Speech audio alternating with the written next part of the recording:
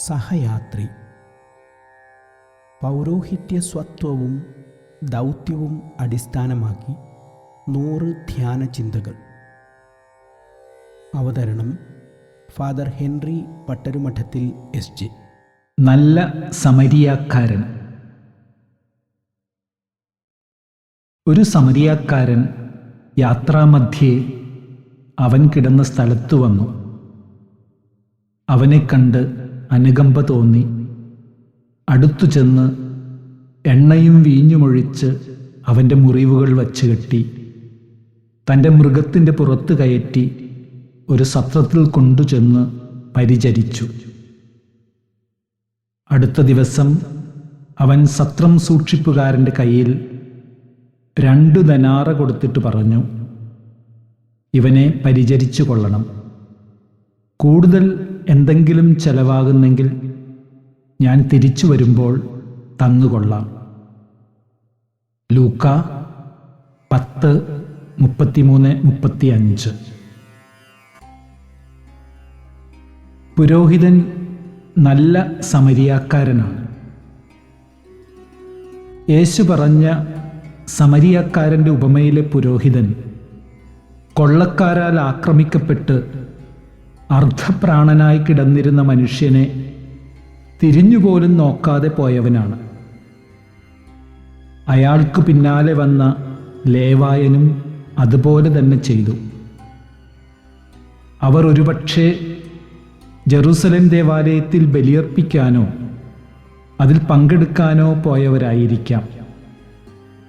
അതുകൊണ്ട് മുറിവേറ്റ് ചോരവാർന്നു കിടന്നിരുന്ന മനുഷ്യനെ സ്പർശിച്ച് അശുദ്ധരാകാൻ അവർക്ക് താൽപ്പര്യമില്ലായിരുന്നിരിക്കാം. ഏതായാലും അവർ അവനെ കാണാത്തതുപോലെ കടന്നുപോയി. എന്നാൽ കർത്താവിൻ്റെ വഴി പിന്തുടരുന്ന, അവിടുത്തെ ദൗത്യത്തിൽ പങ്കാളിയാകുന്ന പുരോഹിതന് മുറിവേറ്റ് കിടക്കുന്ന സഹോദരനെ കണ്ടില്ലെന്ന് നടിച്ച് മുമ്പോട്ടു പോകാനാവില്ല. അവൻ ഉപമയിലെ നല്ല സമരിയാക്കാരനെ പോലെയാണ്. വേദനിക്കുന്നവരിലും മുറിവേറ്റവരിലുമാണ് അവൻ്റെ ഹൃദയവും കണ്ണുകളും. അവൻ്റെ ആരാധനയോ ബലിയർപ്പണങ്ങളോ വിശ്വാസപ്രമാണങ്ങളോ തത്വസംഹിതകളോ അവനതിന് തടസ്സമാകുന്നില്ല. യഥാർത്ഥത്തിൽ അവ പൂർണ്ണമാകുന്നത് മുറിവേറ്റ് കിടക്കുന്ന തൻ്റെ സഹോദരങ്ങൾക്കായുള്ള ശുശ്രൂഷയിലൂടെയാണെന്ന് അവനറിയാം. വീണുകിടക്കുന്ന മനുഷ്യനെ കണ്ടപ്പോൾ അവൻ ഏത് ജാതിക്കാരനാണെന്നോ ഏത് നാട്ടുകാരനാണെന്നോ ഏതു സമുദായക്കാരനാണെന്നോ ഉള്ള ചോദ്യങ്ങളൊന്നും സമറിയാക്കാരൻ്റെ മനസ്സിൽ വന്നില്ല. അയാൾക്ക് വേണ്ടത് ശുശ്രൂഷയാണെന്നും അതെത്രയും വേഗം നൽകിയാലേ അയാൾ ജീവിക്കൂ എന്നും ആ നല്ല മനുഷ്യൻ തിരിച്ചറിഞ്ഞു. അയാൾ അതനുസരിച്ച് പ്രവർത്തിച്ചു. ഇതേ തിരിച്ചറിവും പ്രവർത്തനങ്ങളുമാണ് ക്രിസ്തു ശിഷ്യനായ പുരോഹിതനെ ശ്രേഷ്ഠനാക്കുന്നത്. അതോടൊപ്പം കഥയിൽ പറയാത്ത മറ്റൊരു തിരിച്ചറിവ് കൂടി പുരോഹിതനുണ്ട്. അവൻ മുറിവേറ്റ് കിടന്നിരുന്ന സാഹചര്യങ്ങളിൽ മുറിവ് വച്ചുകെട്ടി അവനെ ശുശ്രൂഷിക്കാൻ എത്രയോ നല്ല സമറിയാക്കാരെ കർത്താവ് അയച്ചിരിക്കുന്നു. സമരിയാക്കാരൻ്റെ ഉപമ പറഞ്ഞ ശേഷം യേശു തന്നെ പരീക്ഷിക്കാൻ വന്ന നിയമജ്ഞനോട് പറയുന്ന വാക്യം, നീയും പോയി അതുപോലെ ചെയ്യുക എന്നത് പുരോഹിതൻ്റെ ഹൃദയത്തിൽ മന്ത്രധ്വനി പോലെ മുഴങ്ങുന്നു. അവനെയും കർത്താവ് അയച്ചിരിക്കുകയാണ്. അവൻ്റെ സഞ്ചാരവീഥിയിൽ മുറിവേറ്റ് കിടക്കുന്നവർ ഏറെയുണ്ട്. വഴിയോരങ്ങളിൽ ഇരുട്ടിൽ കിടന്ന് അവർ സഹായത്തിനായി കേഴുന്നു. അവൻ സമയത്തിനു ചെന്നില്ലെങ്കിൽ അവർക്ക് ചിലപ്പോൾ ജീവൻ നഷ്ടമായേക്കാം.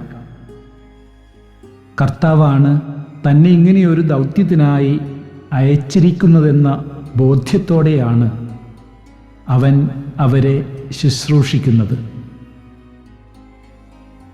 തൻ്റെ പൗരോഹിത്യ യാത്രയിൽ പലതരത്തിൽ മുറിവേറ്റ് കിടക്കുന്ന മനുഷ്യരെ അവൻ കണ്ടുമുട്ടുന്നു. ശാരീരികവും മാനസികവും വൈകാരികവും ആത്മീയവുമായൊക്കെ മുറിവേറ്റവർ. സ്നേഹപൂർവം അവൻ അവരെയെല്ലാം ശുശ്രൂഷിക്കുകയും മുറിവുകൾ വച്ചുകെട്ടുകയും സൗഖ്യപ്പെടുത്തുകയും ചെയ്യുന്നു. ഈ മുറിവേറ്റ സഹോദരങ്ങളിലെല്ലാം പുരോഹിതൻ കാണുന്നത് തൻ്റെ ഗുരുവും നാഥനുമായ യേശുവിനെയാണ്. അവർക്ക് ചെയ്യുന്ന ശുശ്രൂഷ തൻ്റെ മാനുഷിക നന്മയിൽ നിന്ന് വരുന്ന ഒരൗദാര്യം എന്ന നിലയിലല്ല, മറിച്ച് അവൻ്റെ സഹയാത്രികരോടുള്ള ഉത്തരവാദിത്വമായും ദൈവത്തിന് സമർപ്പിക്കുന്ന ആരാധനയായുമാണ് അവൻ കാണുന്നത്. ധ്യാനം. സ്വസ്ഥമായിരുന്ന് ഈ അടുത്തയിടെ നല്ല സമറിയാക്കാരനെ പോലെ ആരെയെങ്കിലും സഹായിക്കാൻ ലഭിച്ച സാഹചര്യം ഓർക്കുക. അങ്ങനെ ചെയ്യാൻ സാധിച്ചതിന് ദൈവത്തിന് നന്ദി പറയുക. എൻ്റെ പൗരോഹിത്യ ജീവിതയാത്രയിൽ നിരന്തരം ഒരു നല്ല സമരിയാക്കാരനായി ജീവിക്കാനുള്ള കൃപ യാചിക്കുക.